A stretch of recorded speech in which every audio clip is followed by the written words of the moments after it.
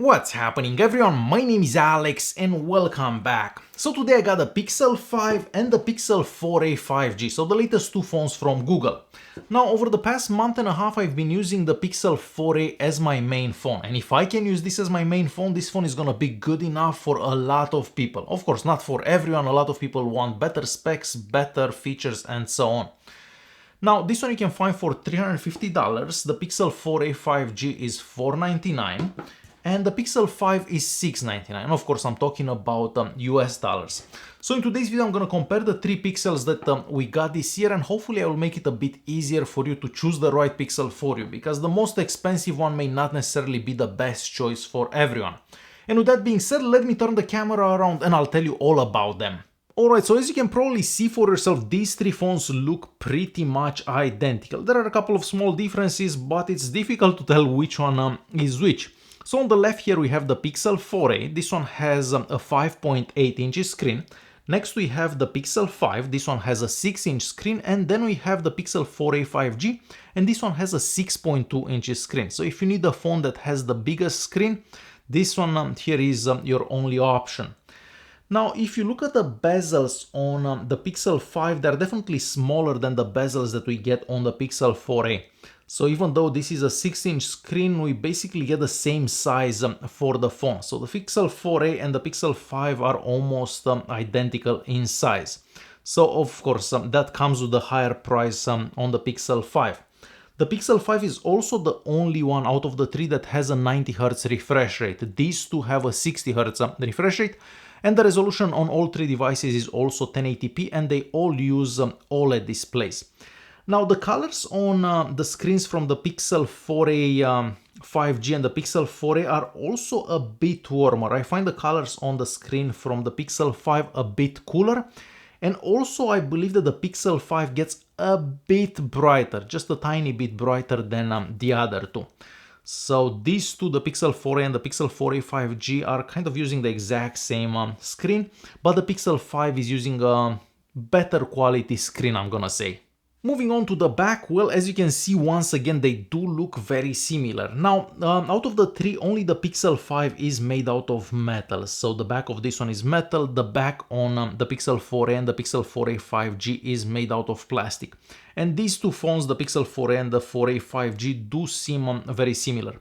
We have the same fingerprint scanner positioning there, but the cameras here are a bit different. So the main lens is the same on all three devices, so the one that you see here. But then on the Pixel 5 and on the Pixel 4a 5G, we get an ultra-wide lens as well. So what you're seeing on the screen right now are some pictures that I took earlier today. And after looking at all the pictures that I actually took way more than I'm showing you on the screen. The colors seem to be the same, picture sharpness is the same, dynamic range seems to be the same, so it doesn't matter which phone you have, they're gonna take very similar pictures. I did notice, however, there are a few differences for video recording. So the Pixel 4a 5G and the Pixel 5 get some new levels of image stabilization, something that we don't have on the Pixel 4a. And we also get 4K at 60 frames per second, something that the Pixel 4a cannot do. So the maximum recording resolution for the Pixel 4a is 4K at 30 frames per second. I've also noticed that the Pixel 4a 5G and the Pixel 5 seem to cut down the wind noise much better than the Pixel 4a. So next I'm going to show you a quick recording so you can see what I'm talking about the video quality in between the three. This is a quick video recording between the Pixel 4a, the Pixel 4a 5G, and of course the Pixel 5. Now unfortunately it is super windy out, so you're probably gonna hear a lot of wind in this recording. So for this recording I'm doing 4K at 30 frames per second, and I'm using the main lenses on the back of these three devices. However, the Pixel 5 and the Pixel 4a 5G could also record in 4K at 60 frames per second, something that the Pixel 4a cannot do. So we're gonna stop somewhere around here. I'm gonna pan left slowly. And back, right, and up.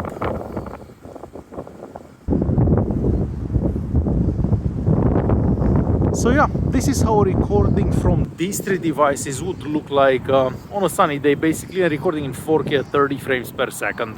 The Pixel 5 also supports wireless charging and reverse wireless charging. What does reverse wireless charging mean? It means that you can place some headphones here or another phone and you can charge that other device from the Pixel 5. We've seen this feature for a lot of other devices in the past. But the wireless charging is only supported by the Pixel 5, so not the Pixel 4a or the 4a 5G. So if you need that feature in your life, the Pixel 5 is definitely the one to go. The Pixel 5 is also the only one that's water resistant out of the three. So if you believe that your phone will get wet in the near future, definitely get yourself the Pixel 5 because this one will not be damaged if it gets wet. These other two will probably be damaged if they get wet. With the Pixel 4a and the Pixel 4a 5G, we also get 3.5mm audio jacks, where with the Pixel 5 we don't get that. So you either have to use some Bluetooth headphones with the Pixel 5 or use an adapter from the USB-C to a 3.5mm audio jack. The bottoms of all three devices are also pretty similar. So once again, you can't really tell at which phone you're looking at. Another thing I've noticed on the Pixel 5 is the fact that at the top there we don't actually have any holes for the speaker. So with this one, the Pixel 4, we get some holes for the speaker, and the same with the Pixel 4a 5G. So these devices have a speaker here, there is one here as well, but it's underneath the screen. And then we have the second speaker at the bottom here. Now, in my personal opinion, the Pixel 4a and the Pixel 4a 5G sound similar, and they sound a bit better than the Pixel 5, probably because the speaker on that one is underneath the screen, so the sound doesn't come out as easily as it does on these other two. Moving on to performance, so the Pixel 4a is using the Snapdragon 730, the Pixel 5 is using the Snapdragon 765, and the Pixel 4a 5G is using the Snapdragon 765, so the same on the Pixel 5 and the 4a 5G. This one has 6 gigs of RAM, the Pixel 4a has 6 gigs of RAM as well, and the only one that gets 8 gigs of RAM is the Pixel 5.